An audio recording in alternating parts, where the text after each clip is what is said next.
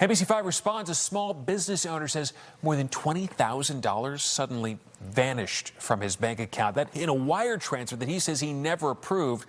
But the bank, get this, denied his fraud claim. NBC5 Responds reporter PJ Randhawa shows us why forensic experts say proving you did not transfer your own money can be nearly impossible. Shingle by shingle, Chris Markowitz built a business of eco-friendly roofing tiles. So made in America? 100%.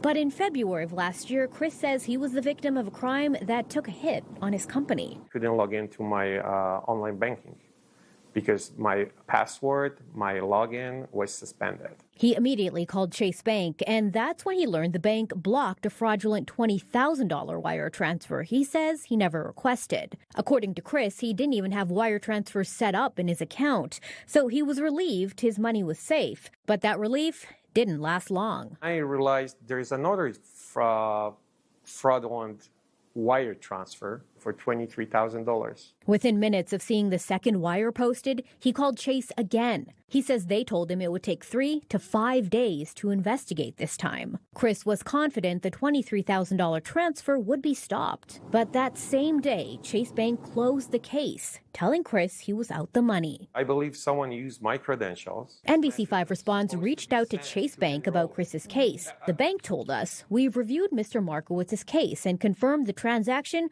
was authorized. The transaction was initiated from the customer's known device for verification and was confirmed twice via one-time passcodes sent to his phone number." But Chris says he never got any messages about these transfers to his phone. And according to Chris, no one else had physical access to his devices. Chase told NBC5 Response it asked Chris for evidence his device was hacked and says he couldn't show it. Digital forensic expert David Chronister says that level of proof is exceptionally rare in wire fraud investigations. The problem you run into is the same system that the attacker compromised has the evidence we would use for the investigation. And the hacker cycle is to identify vulnerability, exploit it, create access to it, and cover your tracks. It's pretty typical you're not going to have any evidence to prove it. Here's a police report. As for Chris, he's still hopeful this could be resolved. Ready to stay with them. So far, I was happy with them until this happened. Chris said he also hired an attorney to help with his case, but so far, no success. Here are 3 key takeaways to protecting your sensitive accounts. Chronister says you should use a password generator, but don't use the one on your web browser. He says those are very susceptible to hackers.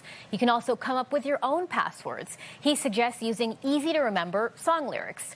And lastly, remember spam filters can be useful for weeding out unwanted texts, but you could also miss legitimate alerts too. PJ Randhawa, NBC5 Responds. So frustrating. All right. Thank you, PJ.